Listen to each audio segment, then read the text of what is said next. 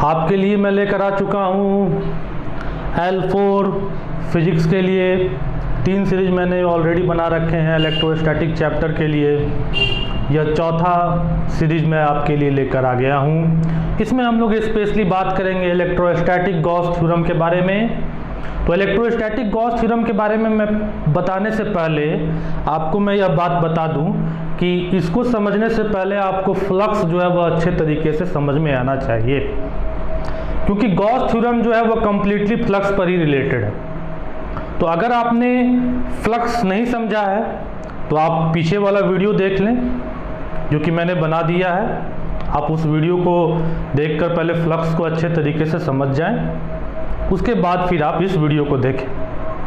अगर आप फ्लक्स समझ रहे हैं तो फिर कोई बात नहीं है, हम लोग आगे की ओर इस वीडियो को स्टार्ट करते हैं। तो फ्लक्स के लिए मैं छोटा सा फटाफट आपको बता देता हूं कि फ्लक्स हमारा क्या वहां पर हो रहा था। फ्लक्स हम लोग कह रहे थे कि हमारा किसी पर्टिकुलर एरिया से जब हम बात कर रहे थे, कोई हमारा पर्टिकुलर एरिया है, तो इस एरिया से हमारा जितना electric line of force pass कर रहा था उसी को हम क्या कह रहे थे, फ्लक्स कह रहे थे। क्लियर है बात? ध्यान में है? इलेक्ट्रिक फ्लक्स हम किसको कह रहे थे? तो इलेक्ट्रिक फ्लक्स हम कह रहे थे कि जिस किसी सरफेस से हमारा जितना number of electric field line pass कर रहा था उसको हम क्या कह रहे थे, फ्लक्स कह रहे थे। लिखने के लिए हमने वहां पर क्या फॉर्मूला लिखा था, D phi is equal to E D S cos theta. ठीक है, तो याद होगा ये सभी बातें। आगे की ओर हम लोग बढ़ते हैं, अपने इस टॉपिक में जो हम लोग कवर कर रहे हैं उस बातों को हम लोग यहाँ पर शुरू करते हैं। तो सबसे पहले हम लोग समझते हैं कि ये इलेक्ट्रोस्टैटिक गॉस थ्योरम क्या होता है। ये फिर से मैंने एक साइंटिस्ट का यहाँ पर एक फ़ोटो लगा दिया है। आप सोचते होंगे कि सर क्यों बार बार साइंटिस्ट लोग का फ़ोटो दिखाते हैं। तो ये साइंटिस्ट लोगों का बहुत ज़्यादा योगदान है। आज हम लोग जिस डेवलपमेंट में इतना ज़्यादा आगे बढ़ गए हैं और इतना सब कुछ कर पा रहे हैं, कहीं ना कहीं यही लोगों का इनिशिएट किया हुआ है। इन लोगों ने किसी ज़माने में स्टार्ट कर दिया, तब जाकर आज हम लोग यहाँ तक पहुँचे हैं। तो यही है गॉस, जिन्होंने इस थ्योरम का खोज किया था। खैर चलिए हम लोग आगे की ओर बढ़ते हैं। तो हम लोग नेक्स्ट देखते हैं कि हमारा गॉस। तो सबसे पहला मैंने क्वेश्चन लगा दिया है गॉस थ्योरम के अनुसार, जो आपको देखने के लिए मिल सकता है। काफ़ी पॉपुलर यह टॉपिक है। तो सबसे पहले जो क्वेश्चन आपको देखने के लिए मिल सकते हैं वो कुछ इस प्रकार से देखने के लिए मिल सकते हैं कि state and explain Gauss theorem. ठीक है, स्टेट कीजिए गॉस थ्योरम क्या होता है और एक्सप्लेन कीजिए फॉर इलेक्ट्रोस्टैटिक के लिए। ठीक है, तो थ्योरम क्या कह रहा है गॉस थ्योरम का। सबसे पहले थ्योरम को देखेंगे कि इस थ्योरम से क्या बात निकल कर आती है। तो इस थ्योरम से यह बात निकल कर आती है, it state that total electric flux phi through any closed surface S in free space is equal to 1 by epsilon naught times the total charge Q enclosed by the surface। क्या कहने का मतलब हुआ? कहने का मतलब हुआ कि हमारे पास कोई क्लोज सरफेस है। ठीक है, देखेंगे ध्यान से, हमारे पास कोई क्लोज्ड सरफेस है।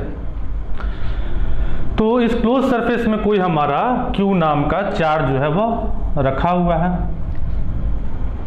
तो इस Q नाम के चार्ज से जो हमको टोटल इलेक्ट्रिक फ्लक्स इस सरफेस से मिलेगा, मैं मान लेता हूं कि इस सरफेस का एरिया S है, तो वह क्या होगा, 1 by epsilon not. Epsilon not आप जानते हैं परमिटिविटी ऑफ फ्री स्पेस। तो 1 बाई एप्सिलॉन नॉट टाइम्स क्या होगा, वह चार्ज के बराबर होगा। तो कहने का मतलब क्या हुआ? कहने का मतलब हुआ कि फ्लक्स किसी इनक्लोज सरफेस के लिए हम बात कर रहे हैं। तो फ्लक्स का तो ये तो फॉर्मूला जानते ही हैं, तो इसको हम क्या कर देते हैं, क्लोज सरफेस के लिए हम कर देते हैं क्या है हमारा फॉर्मूला, EDS है ना ये फॉर्मूला। तो अब क्या बोल रहा है, या EDS इज इक्वल टू क्या होगा, Q बाई एप्सिलॉन नॉट होगा। ठीक है, यही बात जो है इस इस गॉस थ्योरम में आपको बताया गया है। ठीक है, तो यहाँ पर जो फ्लक्स के बारे में चर्चा किया गया वह स्पेशली क्लोज सरफेस को लेकर चर्चा किया गया है, और गॉस ने इसको लाकर एक बहुत बड़ी राहत का काम किया कि आसान कर दिया कैलकुलेट करना, फ्लक्स को किसी क्लोज सरफेस में कैलकुलेट करने के लिए उन्होंने यह थ्योरम को दिया, जिससे चीज़ें जो है वो काफ़ी आसान हो गई। वरना केवल इसी फॉर्मूला से अगर जब हम लोग कर रहे होते, फ्लक्स निकाल रहे होते, केवल इतने ही वाला फॉर्मूला से जब हम लोग फ्लक्स निकाल रहे थे, तो इसमें हम लोगों को बड़ी परेशानी हो रहा था, क्योंकि हम लोगों का जब एरिया बदल रहा था तब हम लोगों का इस फॉर्मूला के अनुसार चीज़ें बदल रही थी। लेकिन जब गॉस ने ये वाला फॉर्मूला दे दिया, तो इस फॉर्मूला से हमको क्या दिखा कि अब तो फ्लक्स का एरिया से कुछ लेना ही देना नहीं है। ओके, तो इस तरीके से गॉस ने क्या कर दिया, कैलकुलेशन करना फ्लक्स के लिए कहीं ना कहीं आसान बना दिया। तो आई होप कि आप इस बात को समझ रहे होंगे अच्छे तरीके से। मैं समझ रहा हूँ कि आप और भी चीज़ें यहाँ पर सोच सकते हैं। अगर आप नहीं सोच रहे हैं तो आपको सोचना चाहिए कुछ इस प्रकार से कि आखिर ये जो थ्योरम आया phi is equal to Q by epsilon nought, ये आ कहाँ से गया, है कि नहीं। तो ये भी उसी से आया जिससे हम लोगों ने लास्ट टाइम जो इलेक्ट्रिक इंटेंसिटी हम लोग निकाल रहे थे, उसी का फॉर्मूला को हम लोग यहाँ पर पुट करके और फ्लक्स वाला formula D phi is equal to EDS वाला फॉर्मूला हम लोग डालकर यहाँ पर हम लोग कैलकुलेट किए और उसको निकाल लिए। तो खैर ये चीज़ें जो हैं वह एग्ज़ाम में उतना ज़्यादा नहीं मायने रखती हैं, तो यहाँ पर हम लोग बेसिकली एग्ज़ाम को फोकस लेकर चल रहे हैं, क्योंकि इसका प्रूफ जो है वह ना तो आपके बोर्ड एग्ज़ाम में पूछता है और ना ही कम्पिटिटिव पॉइंट ऑफ व्यू से इसका मायने रखता है। मगर फिर भी अगर आपको लगता है कि आपको जानना चाहिए तो आप नीचे दी हुई डिस्क्रिप्शन बॉक्स से मेरे ऐप को डाउनलोड करके आप मुझसे बात कर सकते हैं और भी चीज़ों को समझ सकते हैं। तो अब हम लोग आगे की ओर बढ़ रहे हैं। हम लोग यहाँ पर स्पेशल केस देख रहे हैं। स्पेशल केस में हमारे पास सबसे पहले जो कहा जा रहा है वो कहा जा रहा है कि अगर हमारे पास क्या हो, सबसे पहला केस हम लोग देखते हैं स्पेशल केस के लिए। तो स्पेशल केस में हमारे पास क्या कहा जा रहा है, इस चीज़ को देखेंगे कि अगर हमारे पास कोई क्लोज सरफेस है और उस क्लोज सरफेस में किसी भी तरह का चार्ज जो है वह इनक्लोज नहीं है, बंद नहीं है, तो ऐसे कंडीशन में हमारा जो इलेक्ट्रिक फ्लक्स होगा वह भी क्या होगा, जीरो हो जाएगा। जायज़ बात है, कोई क्लोज सरफेस के अंदर में चार्ज ही नहीं है तो फिर किस बात का वहाँ पर फ्लक्स होगा। Okay, clear. आगे की ओर देखेंगे, नेक्स्ट पॉइंट देखेंगे कि अगर हमारे पास कोई क्लोज सरफेस है और वह क्लोज सरफेस क्या किया है, दो चार्ज रखा है, ठीक है, contains two charge, equal magnitude का है लेकिन अपोजिट इन साइन का है, ठीक है, तब क्या होगा, है कि नहीं। तो इसके लिए क्या हम लोग देख लेते हैं, हमारे पास कुछ इस प्रकार से चीज़ें जो हैं देखने के लिए मिलती हैं। देखिए क्या कह रहा है इसमें,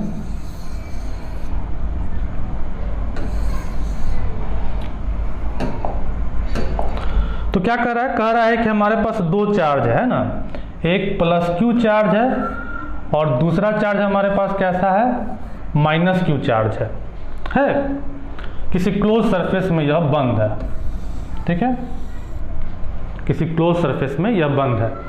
तो प्लस Q चार्ज के कारण इलेक्ट्रिक फील्ड ऐसे प्रोड्यूस होगा।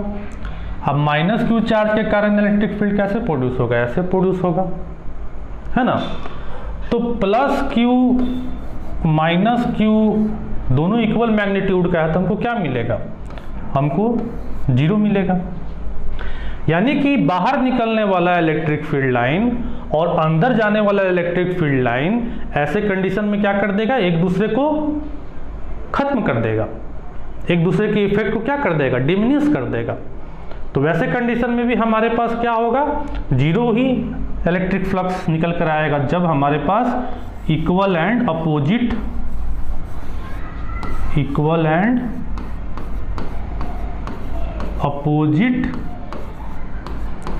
चार्ज इनक्लोज्ड होंगे सरफेस में।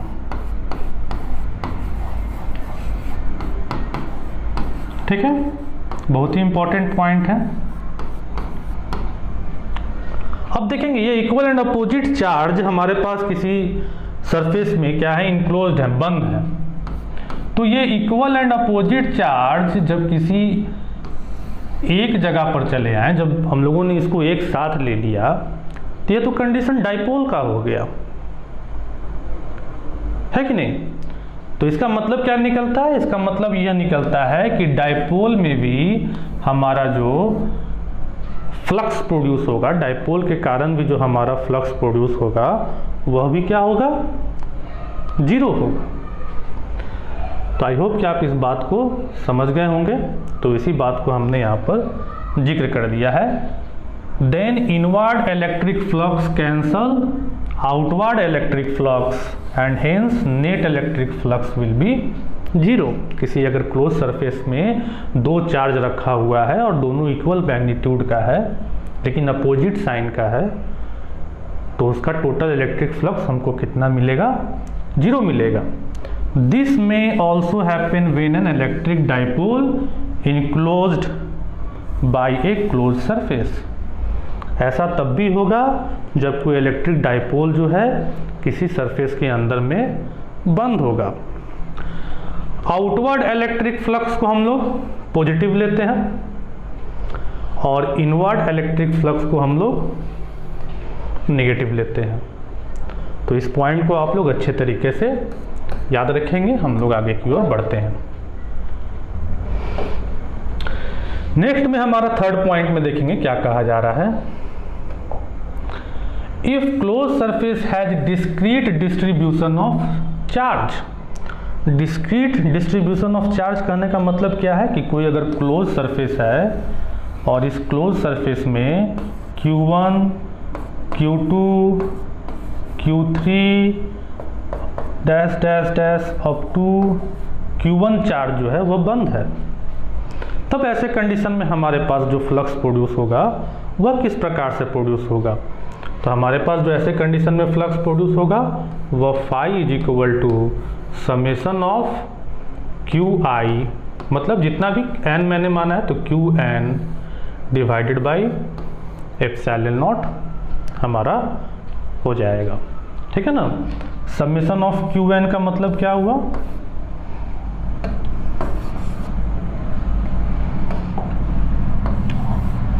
समेशन ऑफ Qn का मतलब क्या हुआ, मतलब हुआ addition of all charge that enclose in that surface. Clear है।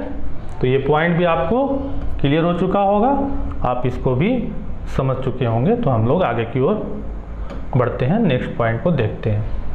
नेक्स्ट पॉइंट में क्या कहा जा रहा है, नेक्स्ट पॉइंट में कहा जा रहा है net electric flux through a close surface is directly proportional to the net amount of charge enclosed within the surface but is independent of the size of the closed surface। तो मैंने यह बात बोला कि भैया ये जो गॉस ने जो आविष्कार किया ना, ये एरिया से ही तो मुक्ति दिला दिया, इसी का तो उन्होंने आविष्कार किया, इसलिए तो इसका इतना ज़्यादा महत्व हो गया। तो किसी क्लोज सरफेस में कितना चार्ज बंद है इसी बात पे डायरेक्टली प्रोपोर्शनल होगा हमारा फ्लक्स। उस क्लोज सरफेस का एरिया कितना है, कैसा है, इससे हमको कोई लेना देना नहीं है।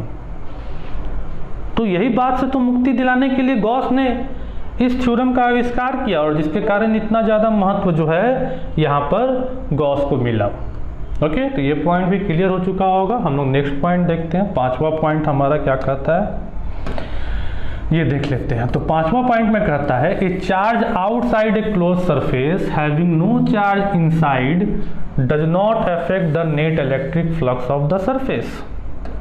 कहने का मतलब क्या हुआ, कहने का मतलब हुआ कि मान लीजिए कि हमारे पास कोई क्लोज सरफेस है, इसमें Q1 चार्ज है और कोई बाहर में, इस सरफेस के बाहर में कोई Q2 चार्ज है।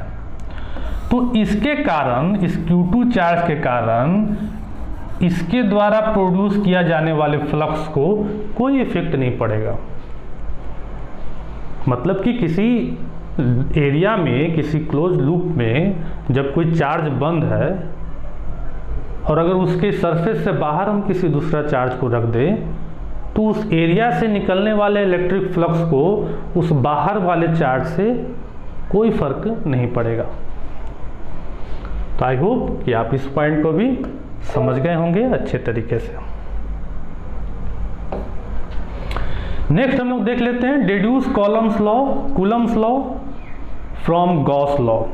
ठीक है, अक्सर ये सवाल जो है आपके एग्जाम में देखने के लिए मिलते हैं। क्या कह रहा है? कह रहा है कि आप कूलम्स लॉ को निकालिए गॉस लॉ के हिसाब से। ठीक है, गॉस लॉ का फॉर्मूला को इस्तेमाल करके आप कूलम्स लॉ को निकाल दीजिए। तो हमको क्या करना है? हमको डिड्यूस करना है कूलम्स लॉ को, deduce Coulomb's law from Gauss law.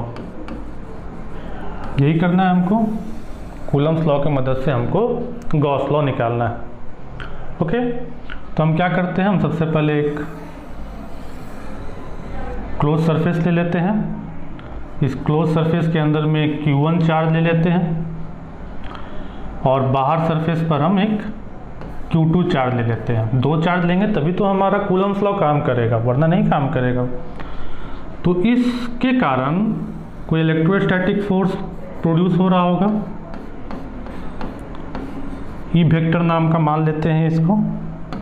ठीक है, इसको E1 नहीं लिखते हैं, इसको ई वेक्टर ही कर देते हैं। ठीक है, तो Q1 जो है हमारा क्या कर रहा होगा? ई वेक्टर नाम का इलेक्ट्रिक फोर्स इंटेंसिटी क्रिएट कर रहा होगा। और ये जिस एरिया पर हम बात करेंगे, इस एरिया को हम ले लेते हैं DS एरिया। इसका हम डिस्टेंस मान लेते हैं R डिस्टेंस। तो हम निकालते हैं कि हमारा किस प्रकार से कूलम्स लॉ जो यहाँ पर गॉस थ्योरम से चला आएगा। तो सबसे पहले हम कर लेते हैं फ्रॉम गॉस लॉ।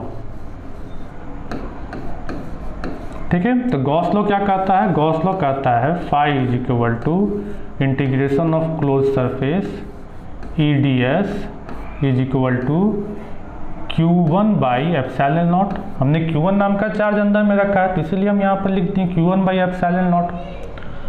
अब यह DS एरिया, इसका एरिया क्या हो जाएगा? DS हमारा छोटा एरिया है, पूरा बड़ा एरिया हम निकालेंगे इंटीग्रेट करके, तो क्या हमारा आएगा? सर्कुलर लूप का 4πr² आ जाएगा। तो हम इसको लिख सकते हैं E is equal to 4πr²,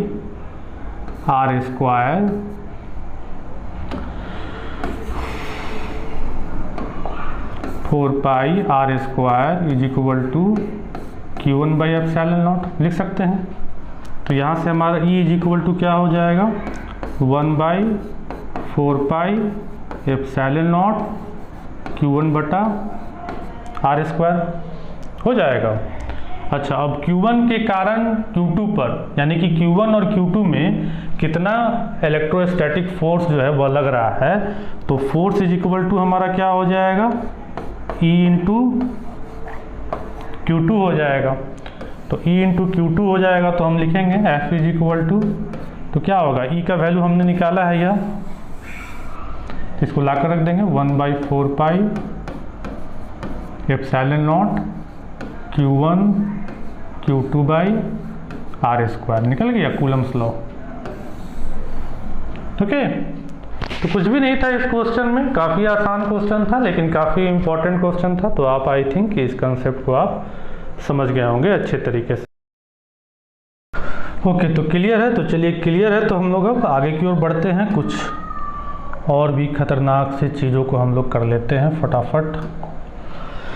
तो अब हम लोग जो नेक्स्ट करने जा रहे हैं, इसमें क्या कहा जा रहा है? इसमें बोला जा रहा है कि कोई इन्फिनाइटली लॉन्ग वायर है, ठीक है, और उस इन्फिनाइटली लॉन्ग सिलेंड्रिकल वायर से आपको पता करना है कि कितना इलेक्ट्रिक फ्लक्स जो है वह प्रोड्यूस होगा, इलेक्ट्रिक फ्लक्स इंटेंसिटी जो है, इलेक्ट्रिक फील्ड इंटेंसिटी जो है वह प्रोड्यूस होगा। तो मैं लिख देता हूँ, क्वेश्चन है find the electric field intensity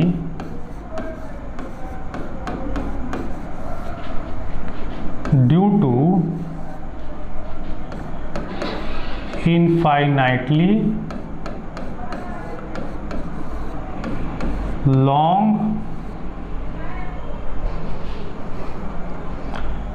uniformly charged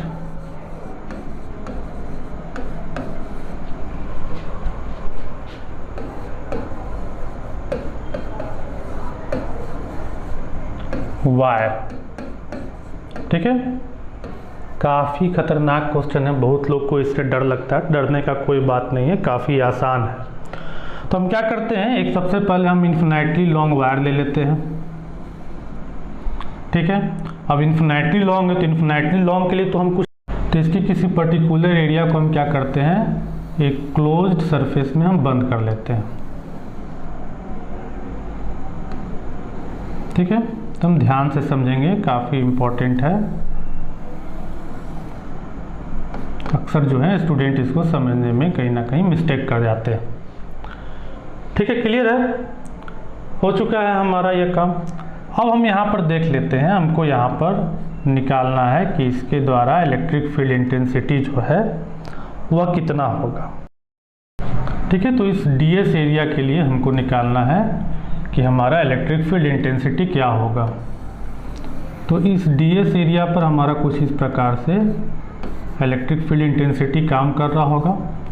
इसका डिस्टेंस हम r मान लेते हैं और अपने वायर का हम जितना हमने सेक्टर लिया है, सेक्शन लिया है, उसका हम l मान लेते हैं।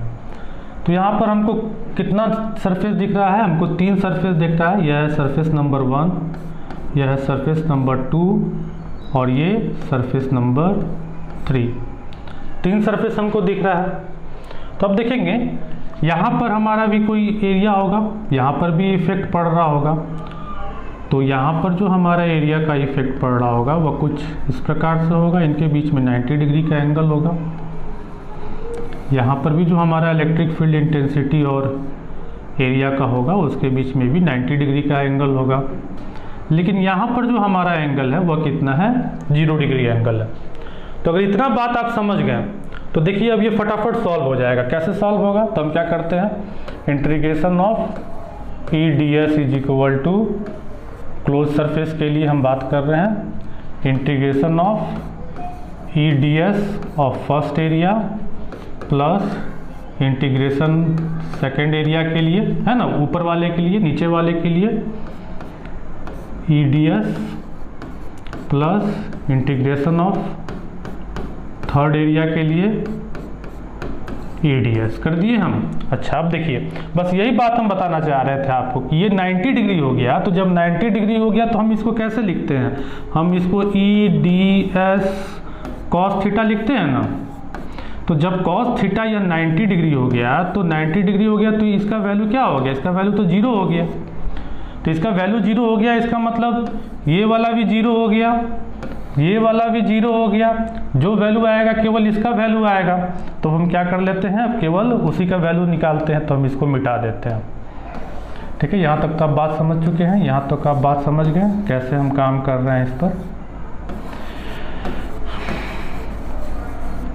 ठीक है, तो हमारा ये तो 0 हो गया क्योंकि 90 डिग्री है, ये भी 0 हो गया क्योंकि 90 डिग्री है। केवल हमको इसी का लिखना है तो हम केवल इसी का लिखेंगे। तो हमारा, तो हम यहाँ पर सबसे पहले देख लेते हैं कि हमारा चार्ज पर यूनिट लेंथ कितना है। ठीक है, प्रत्येक लेंथ पर हमारा कितना चार्ज जो है वह बैठा हुआ है। ठीक है, तो चार्ज पर यूनिट लेंथ हम मान लेते हैं कि Q इज इक्वल टू हमारा क्या है, लेमडा है। लेमडा हमने क्या लिया है, चार्ज डेंसिटी लिया है। ठीक है, और L क्या है, हमारा लेंथ है कंडक्टर का। तो हम इसको ले लिए, तो चार्ज इक्वल टू हमारा क्या हो गया, लैम्डा एल हो गया। तो हम इसके अनुसार क्या करते हैं, हम बैठा देते हैं अपने चीज़ों को। तो हम क्या कर देते हैं, ई डी एस ही हमारा केवल बचा है थर्ड वाला सेक्शन के लिए। ओके, तो अब मेरा क्या है, सिलेंडर है। तो सिलेंडर का हमारा एरिया क्या होता है, एरिया ऑफ सिलेंडर हमारा क्या होता है,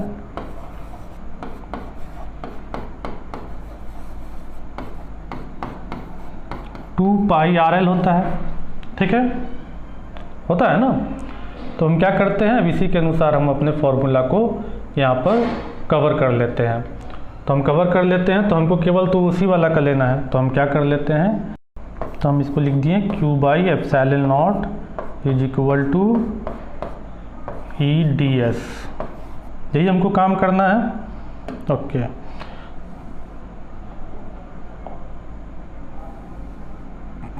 चलिए